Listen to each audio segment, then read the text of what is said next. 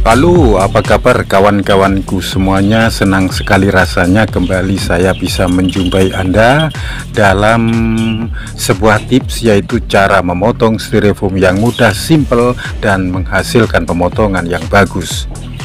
Tentunya juga kawan-kawan, saya selalu berdoa mudah-mudahan kita dalam keadaan sehat dan selalu bersemangat. Baiklah kawan-kawan, seperti yang Anda lihat di video ini, saya memotong menggunakan yaitu pemanas solder. Solder ini berkekuatan 150 watt. Kalaupun kawan-kawan punya solder yang berkekuatan 100 atau 200 watt, maka itu juga sudah bagus dibuat untuk memotong styrofoam. Sedangkan styrofoam yang saya potong ini tebalnya hanya 1 cm. Tentunya kawan-kawan ini melihat solder yang saya pakai ini, terutama bagian ujungnya, yaitu mata soldernya, kenapa tidak sama dengan mata solder bawaan. Untuk itu saya akan memperjelas bagaimana cara membuat mata solder ini. Kawan-kawan, untuk menghasilkan pemotongan styrofoam yang bagus, apalagi membentuk huruf-huruf tulisan Latin, ini memang dibutuhkan alat yang pas untuk memotongnya, sehingga hasilnya akan menjadi rapi. Jarum mata solder ini bahannya adalah dari kawat tembaga. Kawan-kawan mungkin bertanya, kawat tembaga seperti apa? Nah, kawat tembaga ini bisa diperoleh dalam kabel engkel. Kabel engkel yang agak besar ya. Ini yang saya pakai ini seukuran sapu lidi. Jadi itu kita kupas, kita ambil dalamnya. Nah, kemudian kita bentuk seperti jarum mata solder.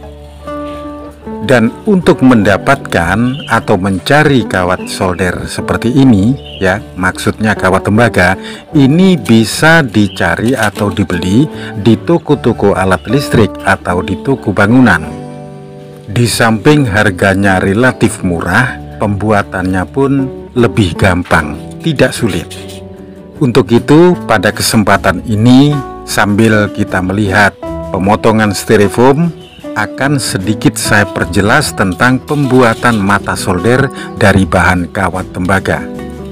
Kawan-kawan, setelah mendapatkan kawat tembaga, maka kita akan menentukan ukuran untuk jarum atasnya, yaitu bagian yang untuk memotong. Kalau styrofoamnya ini 1 cm ya, seperti yang saya pakai ini 1 cm, maka kawat tembaga yang dibutuhkan sekitar 6 cm. Dari 6 cm tersebut, maka kita akan bentuk sesuai dengan ketebalan styrofoam. Untuk bagian ujungnya, ini kita buat yaitu 2 cm untuk bagian memotong. Sisanya 4 cm ini kita lipat menjadi 2 cm. Jadi dari panjang kawat tembaga 6 cm, apabila sudah dibentuk menjadi mata solder, maka menjadi 4 cm. Nah, dengan keterangan yang sedikit ini, saya percaya kawan-kawan sudah paham ya, yaitu tentang pembuatan mata solder berbahan kawat tembaga. Pertama tadi diukur, kemudian dibentuk tangkai yang nantinya akan dimasukkan ke lubang solder. Ya kawan-kawan, hampir lupa ini ya. Satu hal yang perlu diingat adalah bahwa di dalam pembuatan mata solder dari kawat tembaga ini, jangan lupa bagian ujungnya itu diruncingkan. Nah, seperti yang saya buat motong ini ya, bagian ujung itu harus diruncingkan, karena kalau tidak diruncingkan, maka pemotongan pertama ketika solder panas, maka styrofoam akan sedikit melebar. Beda kalau diruncingkan, bisa mulus ya, bisa bagus dan rapi. Demikian kiranya yang dapat saya sampaikan tentang cara memotong styrofoam yang mudah, simpel, sederhana, dan hasilnya sesuai dengan keinginan.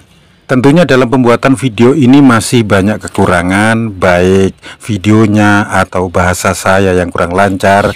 Kawan-kawan, saya mohon maaf karena semua itu hanyalah sebuah keterbatasan. Sebagai rasa persahabatan kawan-kawan, saya tunggu like, komen, dan subscribe-nya. Dan apabila ada pertanyaan silakan ya ditulis di kolom komentar saya. Terima kasih. Sampai jumpa pada video-video berikutnya bersama dengan Mbah Gabus Channel. Akhirnya, salam sehat, tetap semangat, dan semoga lancar dan sukses.